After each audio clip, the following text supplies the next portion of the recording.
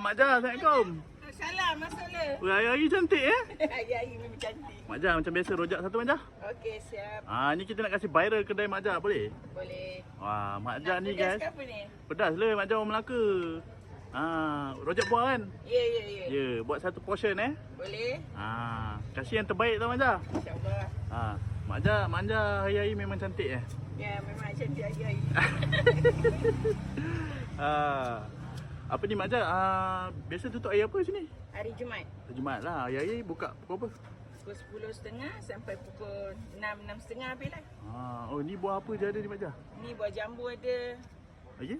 Nenas ada, sengkuang ada. Oh macam-macam Masya Allah. Ini dengan cerita rojak apa? Kuah rojak Mak Jah ni Mak Jah buat sendiri kan? Buat sendiri. Homemade kan? Rojak buat sendiri guys, homemade ni. Kuah dia pun mak dia buat jual tu kalau orang nak kan.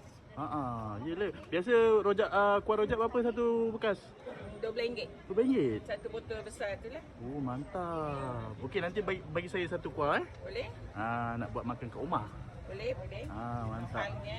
Oh ada dua jenis mangga Mak Jah? Mangga lemak dengan mangga madu. Oh terbaik. Oh lepas tu kacau-kacau. Kacau-kacau. Lepas tu buat apa lagi? Lepas tu atas dia tabur kacang sikit lah. Buat Ada kacang. orang nak pedas, ada tak pedas. Saya punya yang pedas lah, baru gerun. Boleh? Pedas. Pedas Ada isi pedas.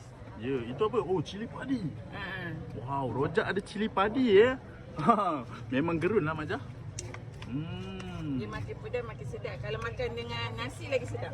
Okey. Fokus ke nak makan sini ni? Makan sini lah, dah datang Makan sini. Takkan bawa balik pula. Okey. Boleh bawa balik kuah je lah. Ya.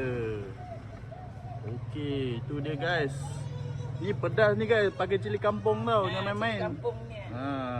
Kalau datang Melaka tak makan pedas, jangan datang Melaka. Ini Mak Jah legend dekat Pengkalan Balak punya. Yalah, biasa je. Okey. Lepas tu buat apa last? Oh, kacang. Berapa ringgit ni Mak Jah satu portion ni? RM5. RM5 je? Murah juga Lepas tu apa tu? Oh, lidi dia. Cucuk-cucuk guys. Tak payah pakai garpu guys. Okey, dah siap nak ambil ni. Gerun tak gerun? Oh, ini gerun Mak Jah. Terima kasih Mak Jah saya makan dulu Terima kasih, makan dulu.